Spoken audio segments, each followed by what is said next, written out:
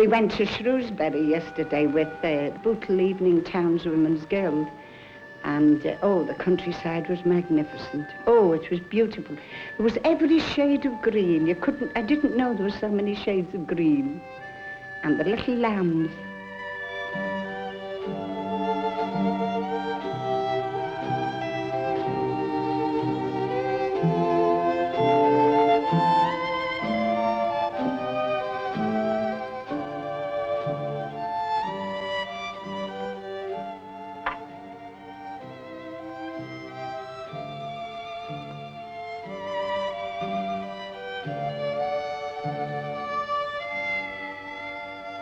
Now, it seems to me that nobody can really afford to run a stately home nowadays. We might as well have some stately cottages. But I go far on that. I say what we need now are not so much stately homes, but stately minds. Stately minds. That's one of my favourite phrases, stately minds.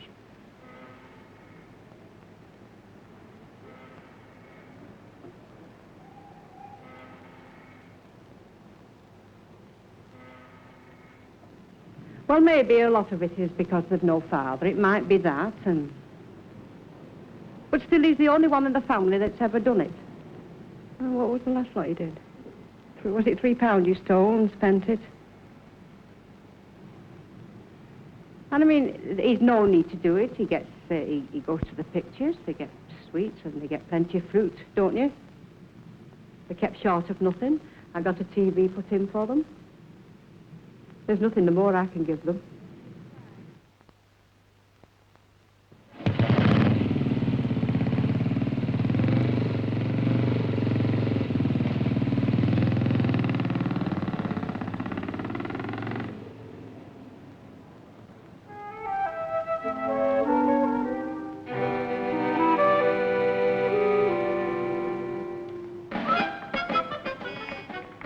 I was going on the road one day, just on my old solitary tin pot way, when suddenly round the corner come the flying squad.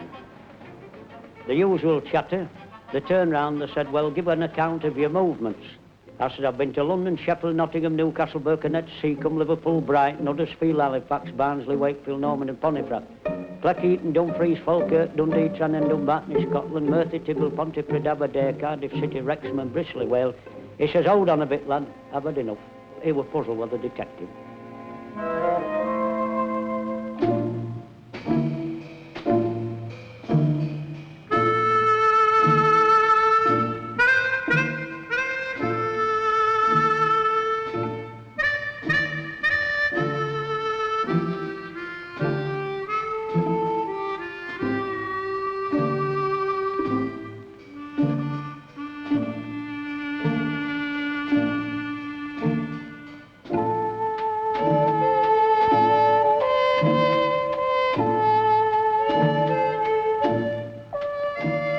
Take it by and large. Surely, we're a better people today. This town's a better city today.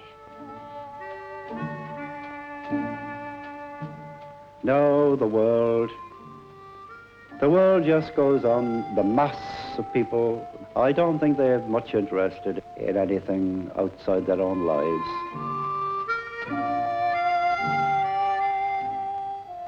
I think if I got a job and settled down, get myself tidied up, some nice clothes, I think my wife would have me back tomorrow. I was talking to a fellow the other week. He'd just come from Africa. He'd been away on a ship. And he tells me that there was over 6 million huts to let in Africa. There's that many Africans over here.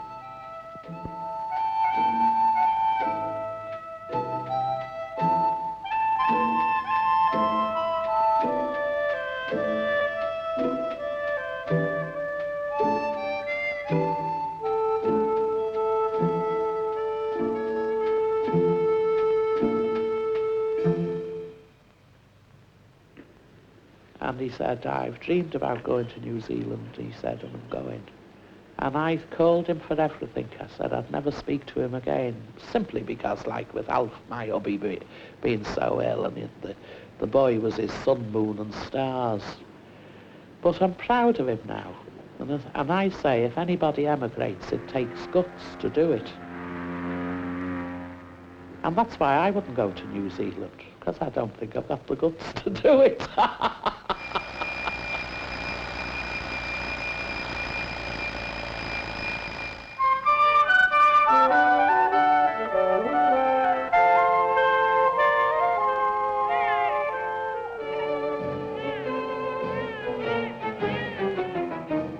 Why should a man work when he has the health and strength to lie in bed?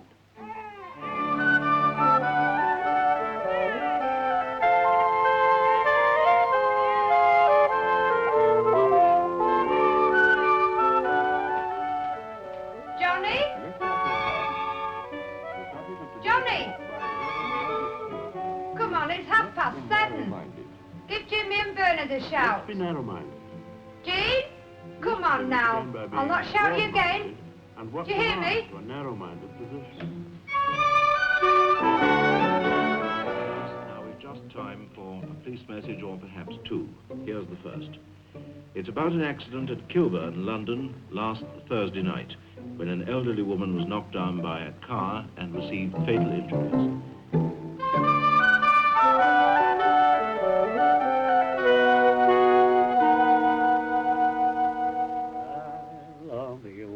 I never loved before.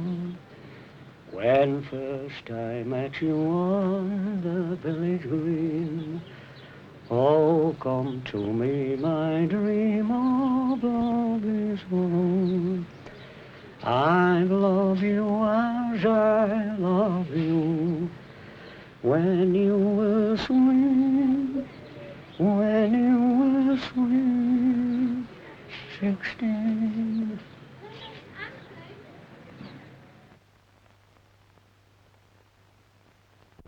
Come on here, you're not half finished yet. You knew you was late when I shouted you this morning. I've overslept a bit myself. Now look, it's 7:45 by the right time. That clock's not fast this morning, you know. Oh, Bernard, come on, son, hurry up. You know you've about quarter of an hour's walk to school. Johnny, do you want any more before you go? Sure.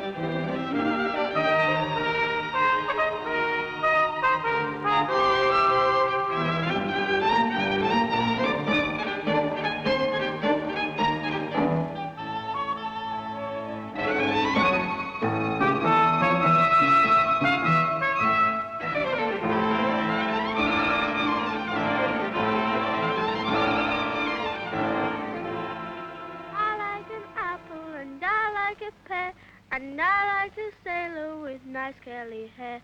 Oh gee, I love him, I can't deny it. I'll be with him wherever he goes. He stands on the corner and whistles me out. He shouts, "You-wee, are you coming out?" Oh gee, I love him, I can't deny it. I'll be with him wherever he goes. He bought me a shawl of red, white, and blue, and when we got married, he tore it in two. Oh, gee, I love him, I can't deny it. I'll be with him wherever he goes.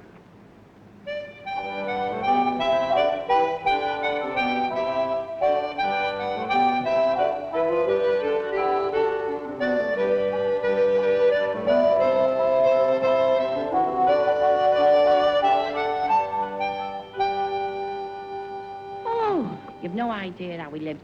I fancy 5 of us in one bed. 5 of us. And my mother used to be trying to cover us, you know. And she'd have our coats on us, you know. And the night men would come and knock at the door. And if that man found 3 of us in that bed, my mother was brought to the court and fined 5 shillings. And you'd have to go out in the backyard in the shivering cold and sit in the lavatory till he went. The good old days. It was no good old days. But kissed.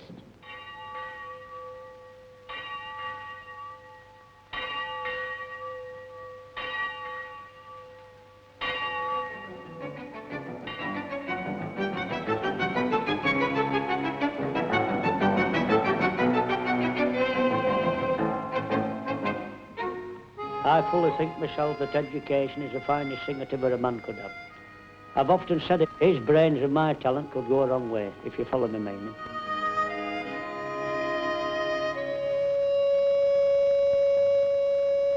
Take her by the lily white hand, take her by the water, give her a kiss and make her cry, she's the old man's daughter.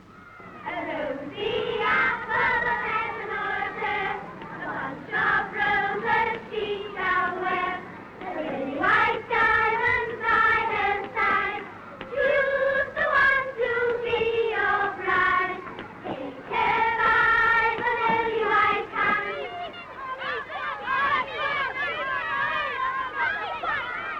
If round the mountain one by one, if round the mountain two by two, if round the mountain three by three, right up sugar candy. Julie Glasson, one by one, Julie Glasson, two by two, Julie Glasson, three by three, right up sugar candy. Then go Jackson, one by one, then go Jackson, two by two, then go Jackson, three by three. Easy breezy red long pick out your very best young, and do not pick yourself. I love Fuzzy, I love Finnell, and Ali, I'm your big size. Of roses she shall wear, the lily white diamonds by her side. Choose the one to be your bride. Take her by the lily white hand, take her by the water, give her a kiss and make her proud. She's the old man's daughter.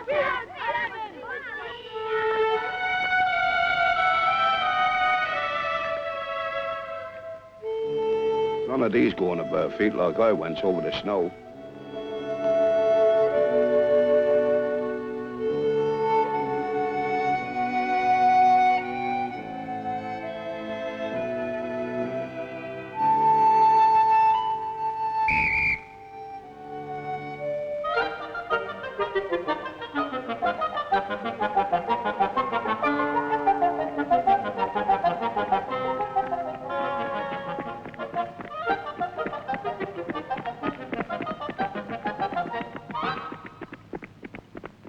Oh, no, it's a better world than it was. I'm sure of that.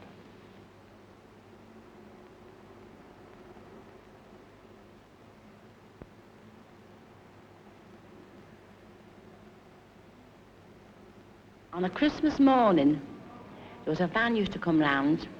They used to call it Father Christmas. I don't know whether Methodists or Wesleyans, I can't tell you which. It belonged to Central Hall. I think they were Quakers or something. They used to come round on a Christmas morning with a van, and they'd give each little child a little underwear and a little penny and a doll. And that's all them children ever got. There was no Santa Claus, no stockings.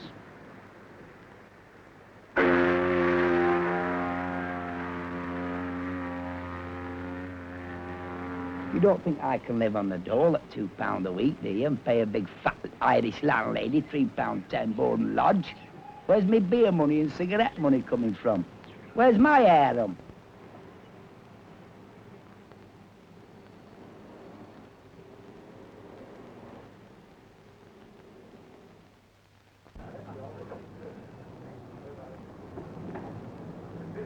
I think we'll be all standing on the corner again before long, bumming a fag.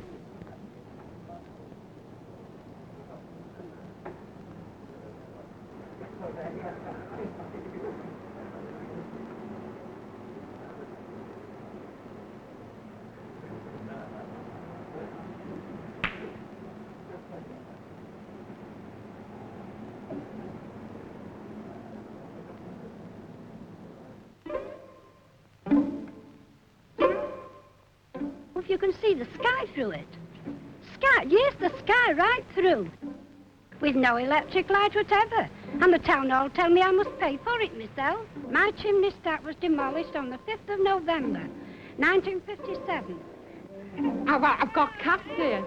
I've got 2 cats, a big one and a kitten. The big one's run out with flies and left me with the little one, and that's no good. Big one won't stay. It goes out. Even the cats is afraid to stay in the bloody house, and yet we've got to stay here. And the cockroaches, well, till lately, they've been eating us alive.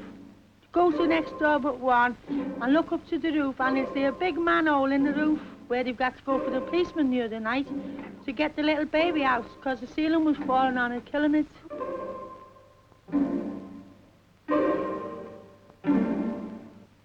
Do you see that cat? Well, the damn rat's done that to his ear.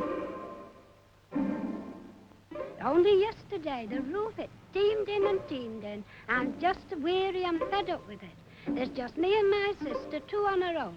I'm 61 and she's 57, and I think it's downright shame that we should live under these conditions.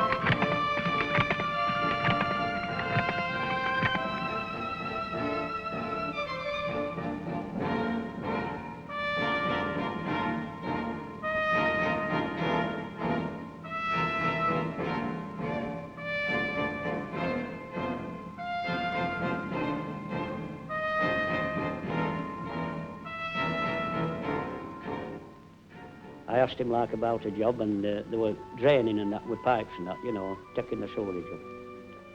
He says, what can you do? I says, night watching. He says, can you wheel a barrow? I said, yes. He says, can you go back of the mixer and use a shovel? I said, I think I can. And he told me, he says, what are you betrayed? I said, I'm a labourer. So after he'd weighed me up from top to toe, Mr. Finnegan turned round, he said, he says, as much as I admire your pluck, he says, you're too light for heavy work and you're too heavy for light work. I says, I'm neither use nor ornament, so I walked out there.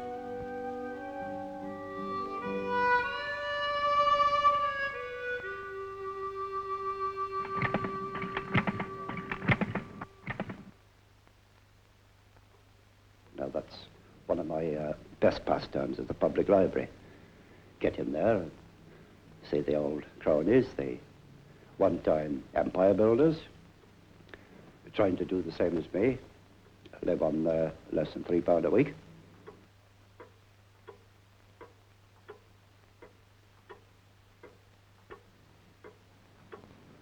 Now, I must speak the truth, I wasn't satisfied with my condition in life. I wasn't satisfied with my own class, really. I wanted to be in a class a little higher intellectually. The class I belong is the higher working class. The lower working class, well, they are the animal class, actually, absolutely. They can talk on nothing. They are absolutely illiterate. Drink, drink, drink.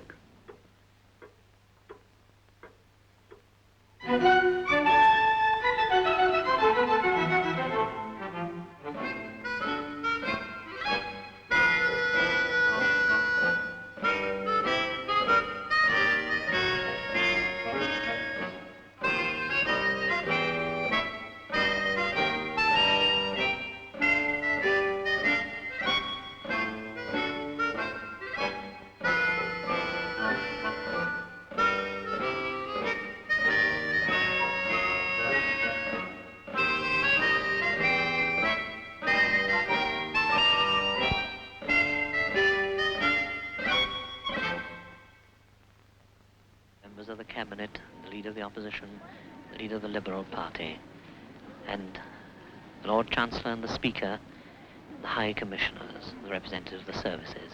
They stand before the cenotaph, and we await the notes of Big Ben to announce the silence. I'd gone to work on the Tuesday morning, and a big envelope came. So I opened this envelope, which I shouldn't have done, but I did do. And it was his papers to report to Ashton Underline. So I said to the oldest son, I said, don't go to school this morning. I said, Joe, you better take this letter down. Oh, he says, I'm not missing school. I says, you'll do as you were told. You'll take this letter down to the warehouse, then ask for your father. So he went. So he come back. I said, how did he go on? Oh, he said, it's his mobilisation papers. My dad is going away to the war. He says he'll be home soon, but he didn't come home soon. They all landed into Tommy Duck's round the corner. So anyhow, I'll tell you about 1:30. Oh, they rolled in 6 of them with a great big gallon jar of beer, drunk. So, of course, I didn't know the taste of drink. And I says, oh, you've come home in a nice state, I said. So one of them said, oh, well, never mind, Ma. He says, we'll not see you for a long time after, he said.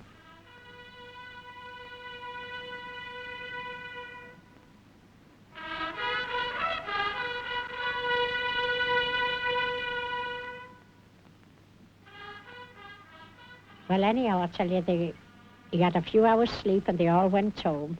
And at night time they come again and they adjourned to a singing room here. So I said, oh, don't go out and get any more drink. I said, you've had enough today. You know very well you've got to go away tonight. Oh, he says, we'll get there some road or other. Well, anyhow, they went. And they took bottles of beer with them to the station. And he said, now, Mary, he says, if you have a little girl, call it Margaret. And if it's a little boy, call it Stephen. I said, all right. So he kissed us and he went away, and we never seen him after he was killed at... I got notice to say he'd been killed. It was a 4 days past, but he was killed, it seems, on the 12th March, New Chapelle. So they, And the wind stirs the leaves and the flags of the cenotaph as slowly these tributes grow at the very foot of the cenotaph. There are many wreaths to be laid this morning.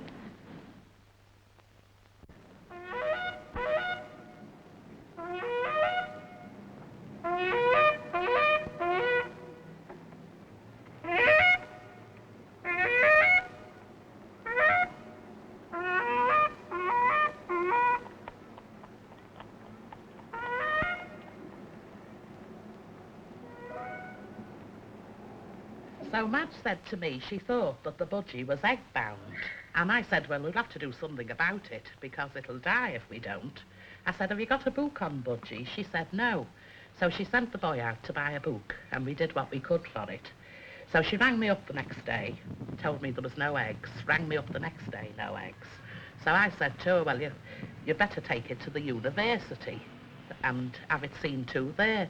So she said, oh, I can't do that. She said, it says in the budgie book, you've got to keep them in the one heat. If I take it out in the cold, it'll get pneumonia and die. So anyway, she got a vet in to have a look at it. And Shep, the dog, followed her in. And he goes to the cage to get the budgie out. Opens the cage, the budgie flies out. A light's on the mat. The dog jumps on it, and no budgie. He picks it up, the vet, looks at it. He said, this budgie's not egg-bound. He said, it's got a tumour. And with that, he just threw it in the fire. So Madge says, good heavens, she says, my lads will go mad. What did you do that for? He said, well, cremation is the most hygienic thing, madam. That will be 7 and 6.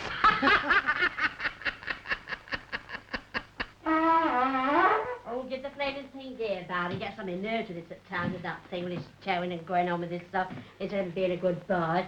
As I was telling you, over this new job I'd been after, you see. And she asked me would I do the carpets for her, so I told her I didn't want to do the carpets. I'd already done the big one in the parlour. She didn't say to me she didn't want any carpets, but she wanted to know, really, what was the reason I'd left me other place for. So, of course, I told her it was over the... The landlord came up, you see, the other day, and he said to me, is your sister still living with you? I said, yes. He said, you can't put that in. So I started to speak to her, and I said, I suppose you're wondering why I'm reading my Bible in here. She said, well, it did seem a bit... You won't carry the can back, but I've got to carry the can back. but I'm not carrying the can back for no... Talk. I love to listen to it. Go round in the mornings, down the street, yop. People say to me, big-hearted feeling. You won't carry the can back, but I've taken got a to carry the delight can all back. my But life I'm not carrying the can in back for giving no away. due. The landlord came up, you I see, love the to other day, and he listen to said to me...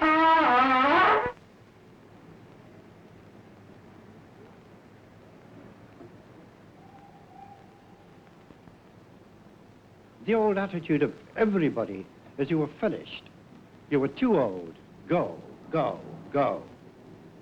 I would have liked to have worked down, but they threw me out because I was old. It's a sin to grow old, you know. We had an old lady here, and everybody would run and get her a cup of tea, and they'd wait on her and do all those little things, but she'd always say, nobody wants me. Well, I mean, if you take that attitude, you can't expect anyone to want you, can you? I could take £1 out this morning, lay it out, and I wouldn't see anything for it. Look at the price of your butter. Why, we got the best butter when I was a girl at 8p a pound, and the best roly bacon at 6p. 24 eggs for £1. £2 of sugar, a pound of margarine, and I think I'll take a pound of cooking fat. I'm a bit short. How long have people been Half a having pound good of material 1.40. things? How long? They hadn't had it above, 20, 30 years. This release from sheer anxiety about where the next meal was coming from.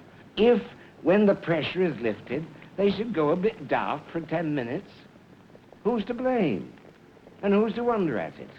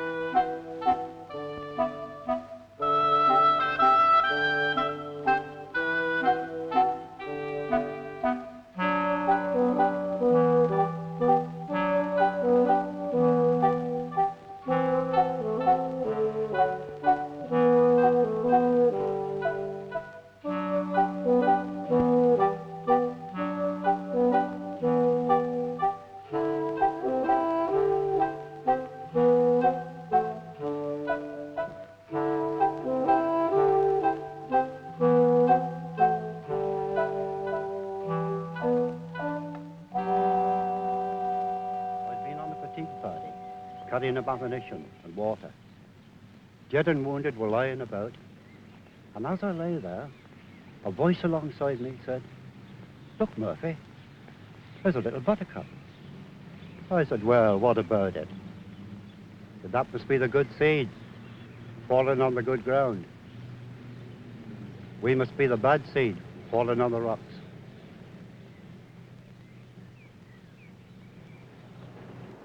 And my dad used to go away to sea, like, and it's very hard on my mother, you know. Used to have beatings for nothing. She was a very hard-working woman. And when he come home from sea, all the money would go over the counter. And then, of course, my mother died on Christmas Eve. And she left me 14, a little baby, 12 months old. And another one, 4. My dad stayed with us 8 weeks. And then he got a ship and went away and left us. So of course he died after, you know.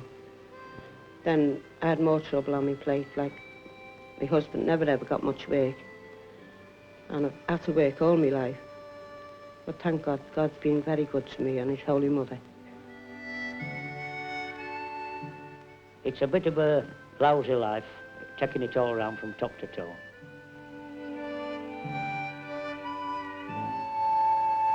I was a big baby and I was a fat little girl, a fat schoolgirl. a fat young woman and now I'm a fat old woman. Happy days. But we're all part of a great mass. This great mass is just split up into little bits. We're the little bits. I'm part of you, you're part of me. The agony of our time is this overhanging threat. What can you say about that? The overhanging threat of the atomic bomb.